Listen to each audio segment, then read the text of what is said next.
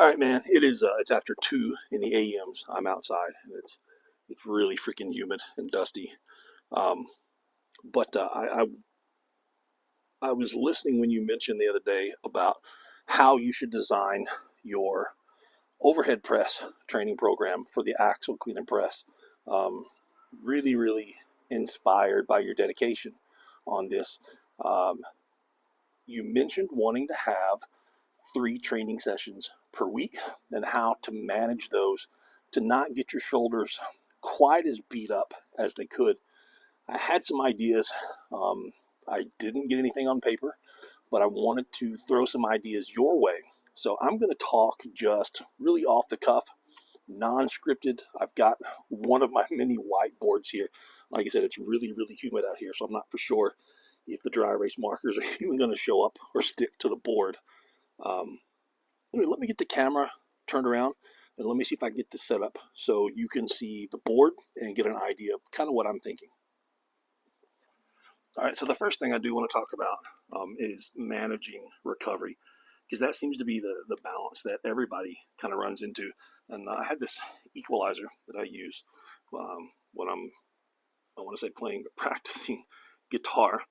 Um, and this is something that I think everyone from our generation kind of understands a little bit. So the main thing you have to understand is how much you can recover from. So you have a general idea right now what you can recover from in a training session, in a week, in a month, and how you can balance that out. The biggest mistake, not the biggest mistake, I don't people say the biggest mistake, but one of the big mistakes that people make, including myself, this guy, is we start here, or sometimes we start way down here below kind of what is level. And what we do is we keep saying, okay, well, on Monday, I can do a little more. I really like this. I need to work on this a little bit more. And on Fridays, I can do this. I'm pushing, having a good time right here. During the week, I'm doing a little bit better. Some triceps, some shoulders. I'm having good luck with my 3-board press. My cleans are doing well, a little bit more biceps, some lats, and I keep pushing things up. And we keep pushing up the level, the total volume right here until we're at a point that we can no longer recover from. So we have to always keep in mind what can we recover from. So I'm going to put everything kind of at center line level. Playing guitar, there are a lot of people that like to play bass heavy. Actually, when you're playing guitar, then you start moving up these low end signals. Nobody hears it because you're in a band. And it gets drowned out by the vocalist, the bass guitarist, everything else. So one of those frequencies where you need a whole crap ton of power, a bunch of watts, and a bunch of speakers in order to be able to be heard whenever you start increasing this down here. You start increasing this high end up here, people can kind of hear you a little bit. And that doesn't take as much power to do that. What I want you to look at in your week, as well as your training session, is, let's just say, these over here are your core lifts. It might be your axle itself. Over here might be your light accessories, maybe some upper back, some push downs, things like that are kind of like the icing on the cake. So every time you start pushing something up on this side, you have to understand that you're off balance. So if you're pushing stuff up on this side, you have to be really careful how much you're pushing up on this side, because if you keep pushing everything on this side and this side, eventually you run into total distortion and your body breaks down, just like the sound will do when you're playing. So if you start really pushing this up, do not be afraid to take these and push them down, okay? If you start, we're back at center line here, and you start pushing the total volume, training 3-4 sessions per week, you have to bring everything down. Of course, if you're playing guitar, you would probably bring down the low signals because they draw the most power out of your total sound. So you got to pull this down. As you start pushing one thing up, no matter where it is on one end, whether it's in the middle, no matter what it is, something else has to come down, because you always have to reach balance. If you start saying, okay, I'm going to go real intense kind of on everything, you're talking Mike Mincer style here, Dorian Yates style stuff here. What did Mike Mincer and Dorian Yates do as they turned up the intensity to the max. Well, the volume had to, and Dante, DC training, did this as well. You have to bring this down, way down here, to balance that out. So when you're laying out your training program, I do want you to think about the equalizer and how you're balancing things out, not just in the total training block, but in your entire week and in every individual training session. As one thing goes up, something else has to go down to balance that.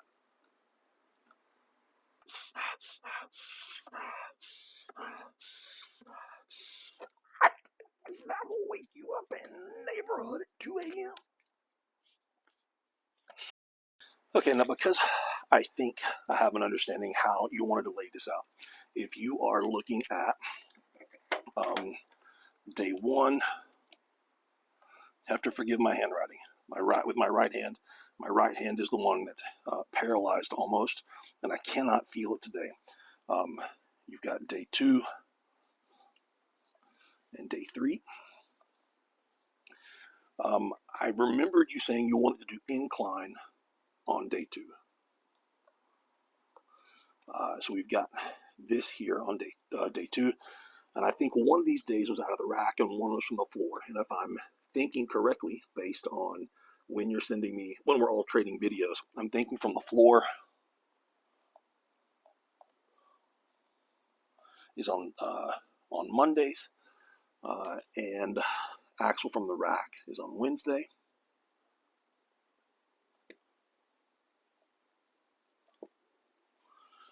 So if we're looking at those being this way,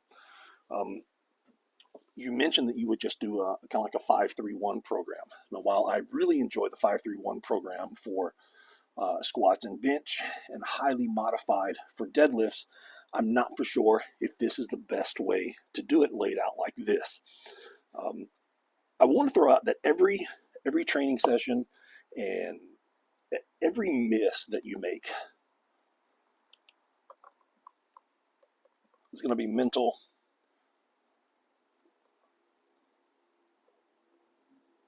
physical, and technical. Every training session needs to address these 3 things. Anytime that you miss, it's going to be because you made a mental mistake, a physical mistake, or technical mistake. I do want to say that every miss is just a debt that you haven't paid yet. But you have to understand, when you made a miss, was it just mental?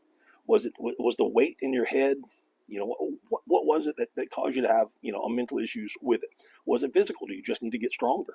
Is that what it is? Is it technical? Do you need to work on technique? So you need to make sure that at some point in your entire training week, you address the mental, physical, and technical aspects of the makes and the misses of that lift.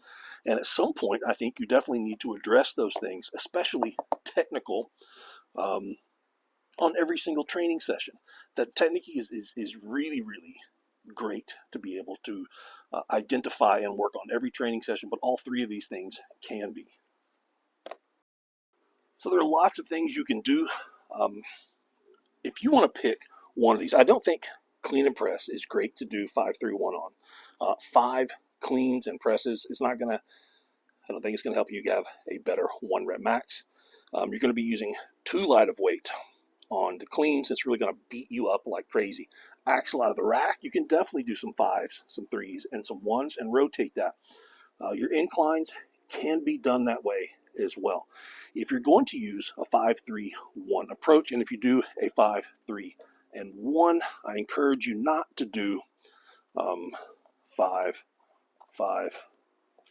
or 3s or 1s. I encourage you to do something like a 5, a 1, and a 3. And as you rotate those every single week, this 5 can become a 3, the 1 can become a 5, and the 3 can become a 1. So that you're not doing 5s all week long, you're not doing 3s all week long, and you're not doing singles all week long. The 5s tend to beat me up muscularly way too much. The 3s are really kind of in the middle. They can be done really, really well. And the singles, it's just really, really stressful on the mind and the body. And what happens if you come to the gym on a 5-day and you're like, oh man, today was should have been a great singles day. I was feeling wonderful. My joints didn't hurt. Technique was on, and I was rocking and ready to go.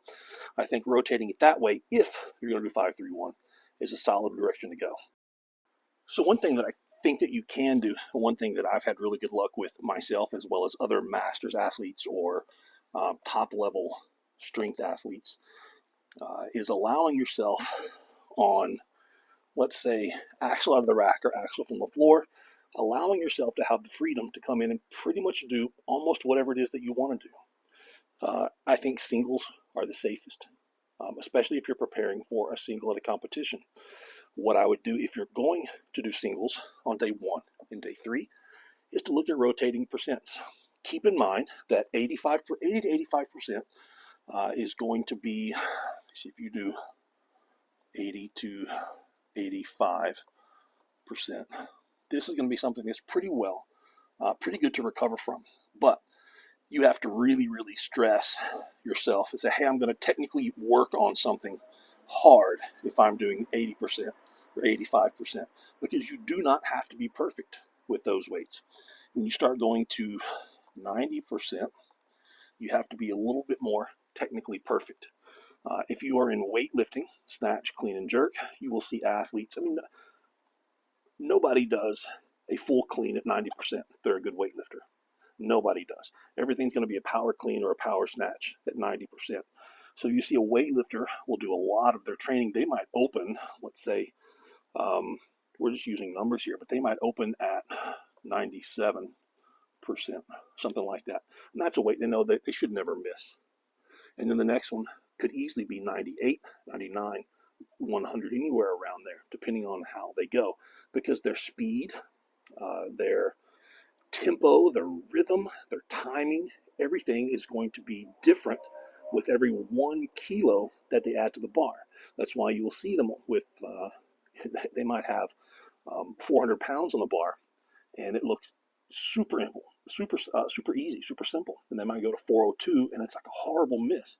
It's because all the technique, the rhythm, the timing, everything is different when you start adding weight to the bar. If you're looking at more the power lifts and the strongman lifts, not so much. But anything at or around 90%, your technique really has to be dialed in. Anything above that really has to be dialed in. And while we are here, if you are anywhere around 85%,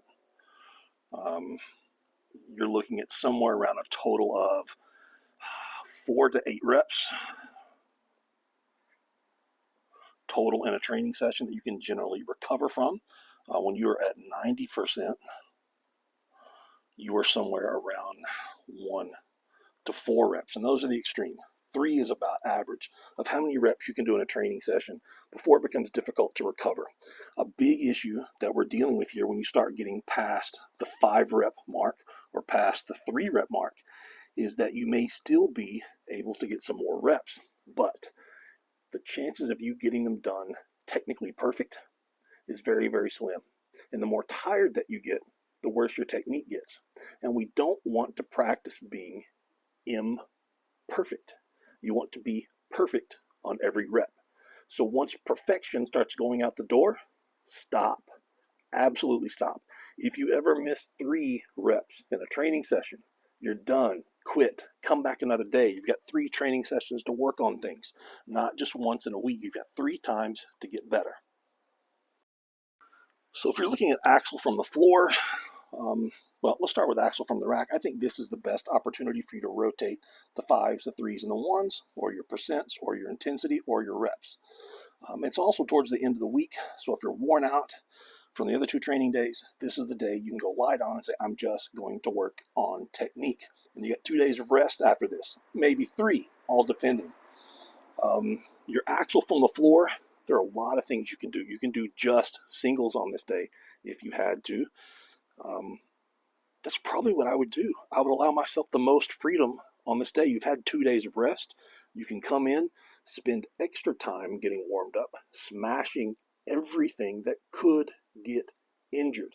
Spend extra time working on the low percents in the 50 to 60% range before you move up. Don't move up in weight if you haven't done the last set or rep perfectly. Some things you can do here from the floor. Gosh, you could set up and every minute on the minute with say 70% and do 1 rep every minute on the minute.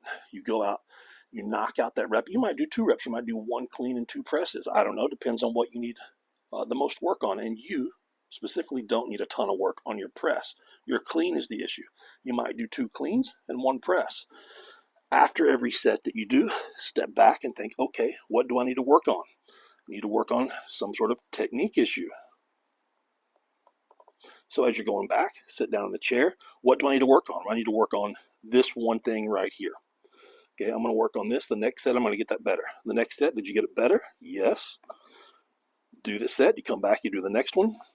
What do I need to work on the next one to get the next one better? Well, there's the next technical issue. So the next set, we go again. Now at 70%, you can do somewhere around 10 to 15 singles or 10 to 15 rounds. Set the timer. This is not cardio. If anything starts getting hard, take 2 minutes, take 3 minutes, but you shouldn't need 2 or 3 minutes rest until you get way on down the line. If it needs to be every 90 seconds, that works too. Remember, the idea is to work on technique and fix whatever is wrong, not to do cardio, not to get beat up. That's what we're working on here. When you're coming over here to the incline, I really like the incline shoulder saver with just a little bit closer of a grip. I highly suggest the shoulder saver pad for inclines from Elite FTS. And when it comes to close grip, we're not talking about super close grip. We're just talking about a little bit closer, maybe a couple of fingers closer than what you're usually doing.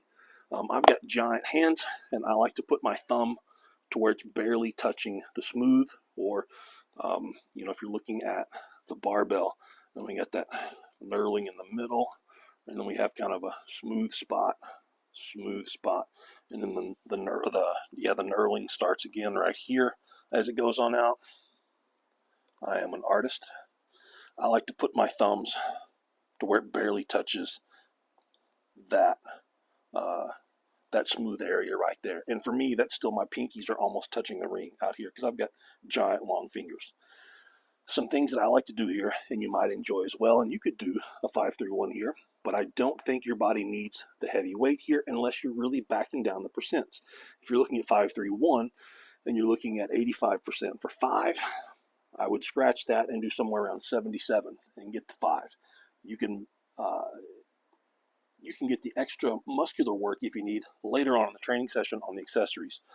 Some things that you can do, let's say on week 1, work up to a light set of 20, and then keep the same weight on the bar. This is not my idea. Somebody else came up with this. I just like to use it. Keep the same weight that you did for the set of 20 for 3 more sets of 10. In week 2, the program generally calls for 15s and 3 more sets of 7 to 8. I really hate that. After I've done a week of 20, the 20 is just light, getting a standard. I normally go to 10 to 12, and then I'll move to 5 to 6s. Don't push these farther than that. Don't add weight. Cut your rest periods down if you need to. Week 3, I like to go somewhere around 6 to 8. 6 being kind of the extreme here, and then of course I'm going 3 to 4 here on this end. Again, don't add a ton of weight here, and don't add weight here. Get the sets, cut the rest periods down. And then we move over here to axle from the rack. This is kind of your training session to say, what do I need to work on? Is it positions? How tired am I? Do I want to go heavy? Do I want to run the 5-3-1 program again? Do I want to run an every minute on the minute type of thing? Do I want to set up something that's like 80%? And at 80%, you can do sets of 2, 5 sets. You get 5 sets of 2 at 80%. It's great. It's easy to recover from. You shouldn't miss anything here. It gives you a chance to do 2 reps. Again, just like over here, back up, sit down and think, okay, what do I need to improve on for the next set? And this is enough weight that it requires you to work a little bit. You have to warm up, you have to focus, but it's not going to beat you up. Your technique has to be in there. And by the 5th set, you have to push a little bit. You should be able to be a great success here. And don't Take 80% on the set one. Say, oh, that was great. I'm going to add weight on the next one. Stick with the 80%. Stick with the 70%. Stick with your sets, reps, and weight that you have on everything here. So what do we do, let's say, when we finish the main things here? Well, you come down here and all this stuff here, gosh, you know, we know that you might have, you need to work on some shoulders. Do some lateral raises, some front raises, some rear delts. You need the upper back work. You need the glutes and the hamstring work. Are you able to keep your entire spine somewhat straight the entire time that you're pressing? Or are you curved like crazy? You don't want to be curved like crazy. If you have any bend in your spine and your spine is bending even more, as you dip down to drive, you're going to be losing power somewhere in your spine. You want to be able to keep a stiff spine. Just like a deadlift, it doesn't matter so much how you begin. What matters is that you finish the exact same way that you begin on the deadlift. You're not losing power in your spine. So you want to make sure that when you're dropping down to get the knee bend on the overhead press, whatever position you're at when you're standing up should be the same position you're at when you drop down, same position you're at when you go back and extend up. So every training session, triceps, lats, you're going to need some kind of biceps. Do you need some grip work? Grip work can definitely benefit you with that axle to make sure that your hands are not slipping. Make sure you have a good grip on that axle. You definitely need the abs. Every training session, when you pick an abs exercise, you need to pick something for abs that you can add weight to and make progress. Just some crunches, just some sit-ups, that's not going to get it. You have to find an exercise that's going to allow you to add weight, that's going to transfer over into your overhead press. Just like a deadlift, somebody wants to deadlift 600 pounds and they're doing crunches or planks. A body weight plank is not going to transfer over into you adding 50 pounds on your deadlift. Doing a full range of motion sit-up with, you know, a light band behind your head, or holding some plates on a decline sit-up and making rep and weight increases every week is. You have to make sure that you're picking exercises on all of these that's going to transfer over into you lifting bigger weights. Thinking off the top of my head, you need something for therapy. What could go wrong here, man? Wrist, elbow, bicep, shoulder, those rotator cuffs. How about the low back? How about a knee? What are you doing for therapy here? You gotta have something. And if it's not done at the end of this training session, if you're at the gym, you've got access to a lot of equipment you can use, then it needs to be done at night when you get home.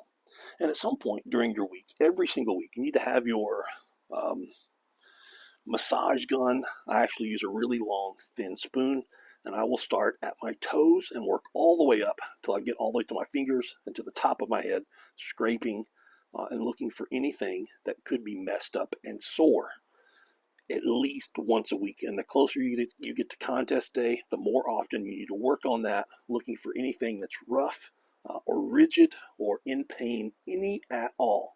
But every training session of every single week needs to have these in it. It's very important. Again, mental, physical, and technical. Well, all right, I hope this at least gives you some kind of idea on how to lay things out. Whenever I get any new client in, I ask the same questions, and I ask the same questions for every client every single week that I program them. What does and does not work for you? So if you're doing a new program and you're laying it out, never, ever, ever put something in that you know for a fact does not work for you. And never, ever, ever skip and leave something out that you know for a fact does work for you. Anyway, I hope this helps. Enjoy it. Cannot wait to see what you do. Have a good one.